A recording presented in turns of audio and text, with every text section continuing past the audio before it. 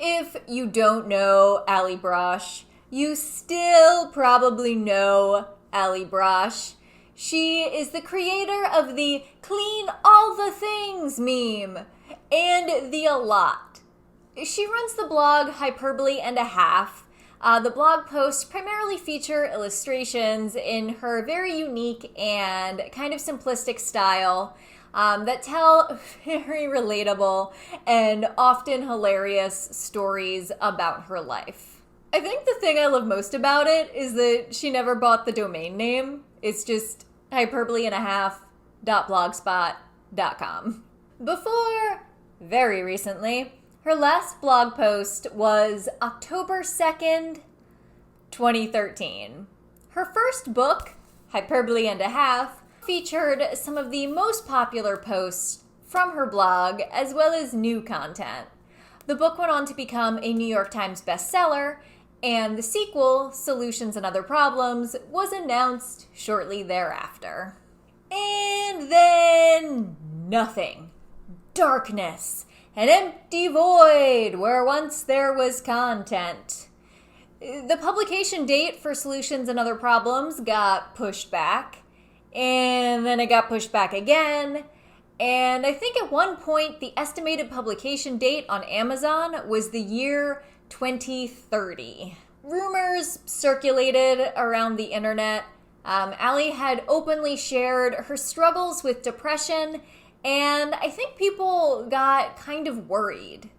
But then, one day, out of the clear blue beyond, like a shining beacon of hope, Solutions and Other Problems had a publication date, a real publication date for this year, September 22nd, 2020. Allie Brosh emerged back into the world slowly, step by step. I think the first proof that I saw of her continued existence was on a Reddit thread back in June. Someone had made a post about her new book, and Allie made an account, which she verified by posting a picture of herself, and she actually commented on the thread, albeit briefly, about how she was doing and what she was up to. Leading up to the new book release, she updated her Facebook page, and she actually updated the blog with a couple of new posts, including a sample chapter from the new book about her childhood obsession with their neighbor, Richard.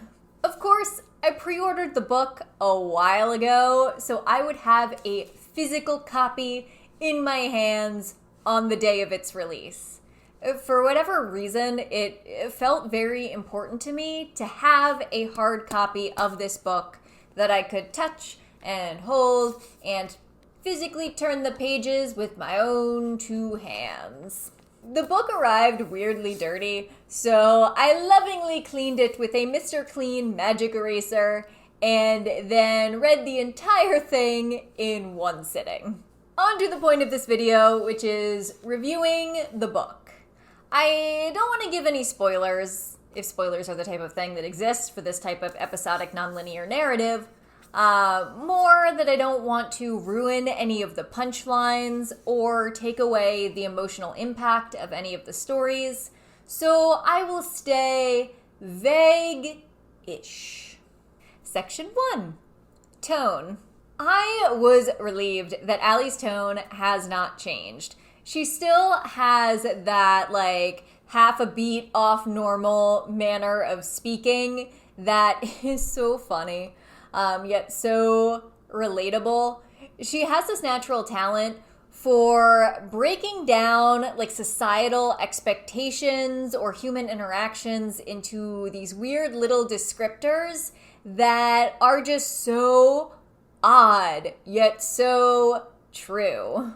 It's kind of a relief to say that her tone hasn't changed too much, because I think that was my biggest concern. I was worried that so much time had passed that she would have seriously changed, or her work would have seriously changed, or even that I would have seriously changed and not really be able to connect with her content in the way that I once did. But it wasn't like that at all. Picking up this book kind of felt like meeting up with an old friend, as cheesy as that is to say.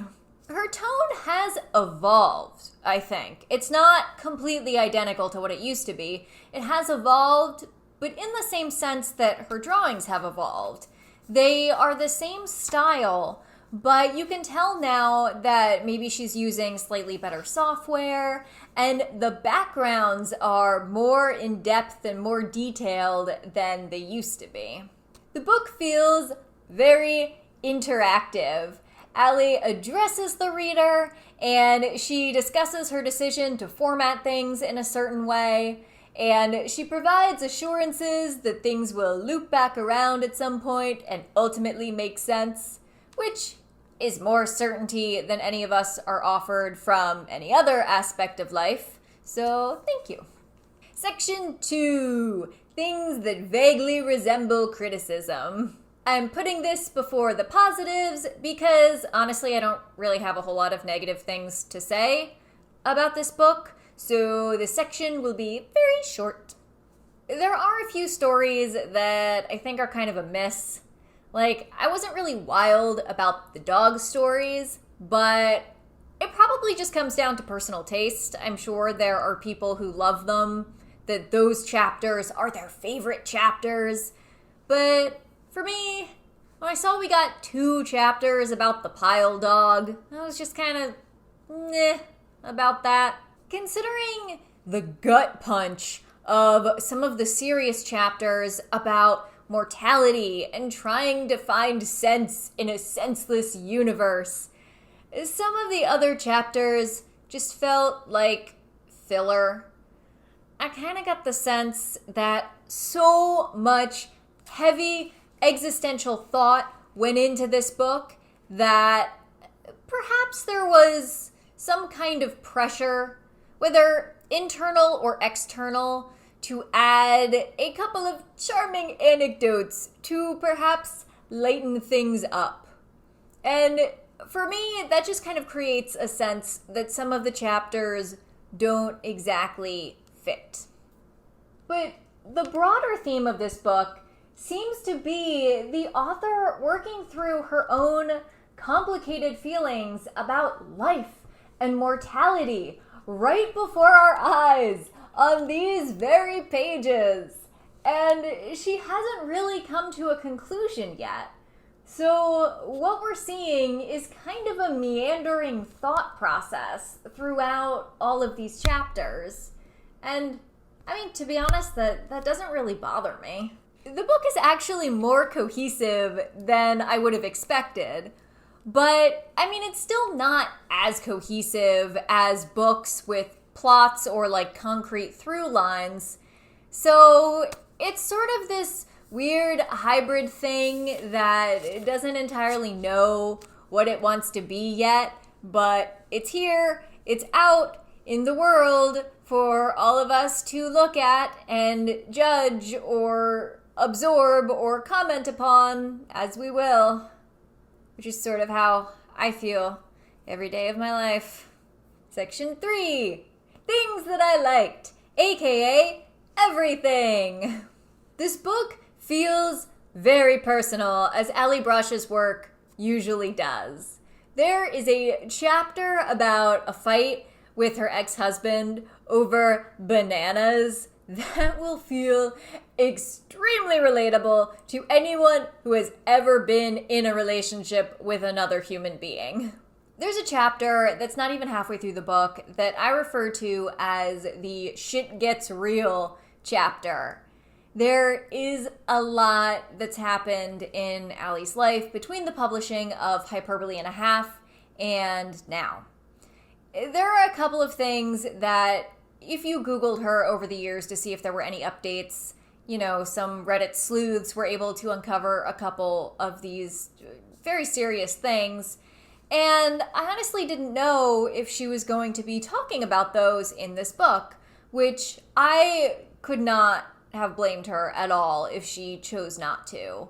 but it's kind of a hallmark of Allie's work that she addresses the hard topics and she talks about the difficult things. I don't really want to go too much into it because, again, gut punch. You need to experience the gut punch of that chapter for yourself. On a more cheerful note, I think my favorite of Allie's works are the ones where she talks about herself as a small child and like what a weirdo she was. And really, like, okay, maybe she was stranger than average, but I think that we're all very weird children because we're just like learning how to exist in this world. Like, we're new. We don't know what all the things are yet. And it's just funny to look back on like those incidents with an adult perspective. I always think about this one old family home movie from Christmas morning where my dad is sitting in the living room next to the Christmas tree and a stack of presents. And he is filming child me as I come down the stairs, Christmas morning. And I am walking down those steps completely stone-faced. And I walk into the room, don't even look at the tree or the presents, and without even the hint of a smile, I walk right up to the camera and I say, "Merry Christmas, Mr. Dad." I was such a world-weary 6-year-old. I also connect with the chapters where Allie is talking about her mental health and depression and how it affects her. She has this ability to take these otherwise intangible thought processes and kind of distill them down into individual keen observations that really describe what those types of mental states feel like, while also still balancing it with humor and entertainment. While I don't struggle with depression, I do have quite a bit of anxiety. And for the most part, I manage it okay on my own, unless some sort of outside force shatters my tenuous illusion of control and I spiral. The daydream chapter is something that I relate to a lot. A lot. I really hope that nobody in my nearby vicinity ever develops telepathy. For some reason, this is something that I worry about a lot on planes. For someone who seems to go in depth about their own social ineptitude, Allie Brosh has a lot of self-awareness and some really keen insight into the commonalities of human behavior. She's really good at connecting with her audience. I mean, even her drawings appear simplistic, but they convey so much meaning.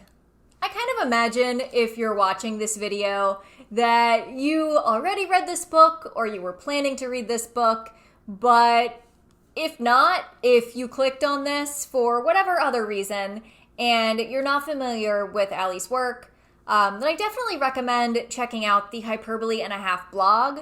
It's pretty nice that she's left it up so you can read the content that she has there for free to get a sense of whether or not you connect with her work. You probably will. And if that is the case, I do recommend buying one or both of her books, like I did. I wouldn't be surprised if, after all of this, Allie Brosh retreats back into her cocoon. In the introduction for Solutions and Other Problems, there is a story about a balloon that is tied to a car going 90 miles per hour, and the balloon, which was not built for this, is struggling. Allie Brosh would not know me from a knitting-obsessed cashier at the grocery store, but I really do hope that she continues to make content.